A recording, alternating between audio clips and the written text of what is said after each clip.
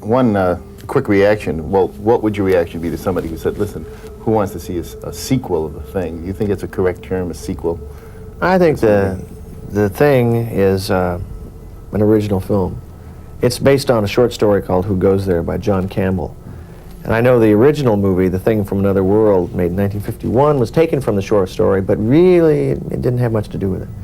So it's a different film. It seems to me that the film deals a great deal with paranoia. Yeah, that's what the film is about. It really transcends the specificness of the monster, for instance, right? Yeah, the specificness of the creature, the reality of the creature, is there to make you believe it. Oh, it is true. Oh, it is real. God, it is weird. But the movie is about who is it? Who goes there? Which one of us is a creature and which one of us is human? Now, I can imagine having seen this film. If I were 11 years old and my mother wouldn't let me see this film, I'd be really angry, because I know that at 11 years old I could handle this. Do you think this is a good film for kids that age, even though it's rated R? They're going to get it in anyway. 11 years old? I think that I could look at it from a parent's point of view, but I'd rather look at it from a kid's point of view. If I was 11 years old, I'd give anything to see this film. I'd want to see it immediately and probably go back again to see it. As a parent, I would say to myself, this is a scary movie.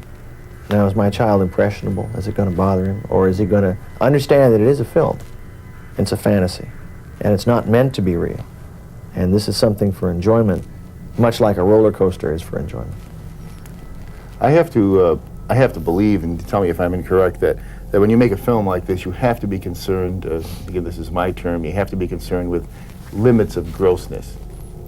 For instance, I mean, is there a point where you say, listen, we just can't see anymore? For instance, I'm talking about cutting of the finger, for instance. Instead of using a reaction shot, giving it to us in a close-up, and the taking out of the intestines and so forth. It's an open-ended question, but do you... Well, the specifics you mention are there for reasons, for dramatic reasons. Again, when you're making a monster movie, it's like all forms of cinema that are extremely difficult. You're making a movie about something that is not real, that is out of the imagination, and you have to make it with really specific things. And what I wanted the film to have from beginning to end was a sense of realism. And rather than cut away from the scenes you're talking about, I showed them. I don't think there's anything gory or bloody in the thing. I don't think there's anything that's too strong for an audience, but I think that the sense of the movie, of the entirety of it, is one of, there is, in fact, this thing in our midst, and we have to treat it seriously. You certainly must have had a problem in trying to decide when to introduce us to the creature for the first time.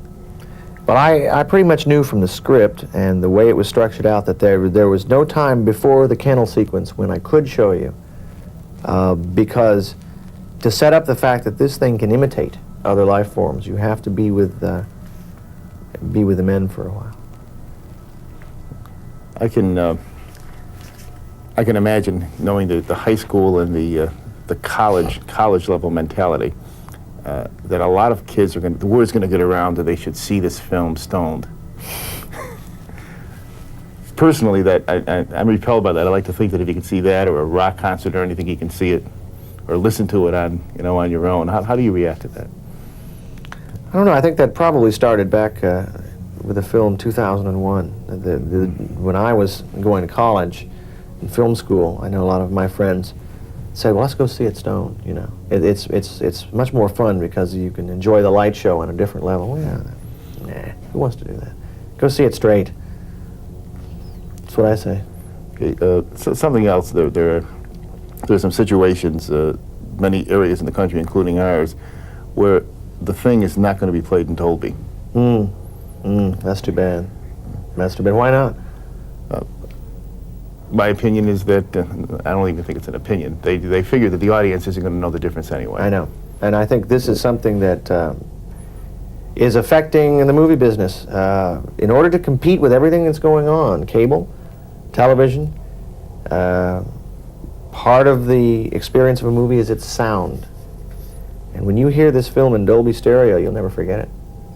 It's a strong soundtrack. Could you, for the benefit of the layman in the audience, can you define Dolby, or at least explain what Dolby does? Dolby is a noise reduction system. It basically gives you, in sound there's high end, there's middle range, and there's low end.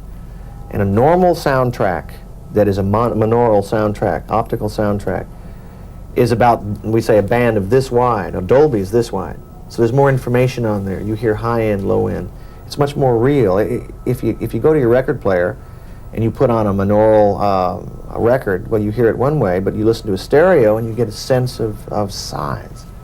Basically, it's noise reduction stereo is what it means. Well, it's really too bad, though, that again, the people can't see it. It's almost like listening to a stereo record on an old hi-fi record player. That's basically it. It's really up to the theaters themselves, the exhibitors. If they want to put in a Dolby system, they can. It's, of course, expensive for them. They have to put in several speakers. But the experience of watching a movie, well, look at Star Wars, Raiders of the Lost Ark, Empire Strikes, but they're Dolby stereo movies. And part of the experience of those films is the sound. And not seeing it or not hearing it correctly really is not feeling the picture in its entirety. It's not feeling it. It is, though, because we mix the film also in monaural. Specifically for the theaters that can't handle Dolby stereo. We mix it in monaural. It's more limited, let me put it that way to you. It's like you're saying stereo records. Go to see it in the Dolby theater. The most difficult challenge you had making the thing? Realism. Everything. Acting, locations, the monster, everything presented is real. Making a monster movie comes down to some simple basics that you have to face as a director. What are we going to end up with? A man in a suit, hiding in the shadows, jumping out with big teeth and a grotesque face? No, we shouldn't do that. Let's do something different. Let's take a subject that we're all familiar with, Monsters from Outer Space, and take it as far as it's ever gone. And make the audience believe that this is happening. And that's what we try to do. Well, the most important thing involved, I think, is being able to tell a story, and that's one thing I think you do very well, is Thank you. tell a story. That's the basis of any film, actually, if you want to know the truth. The story is the whole thing. The play is the thing. I've heard that before. Okay, thank you very much. Thank you.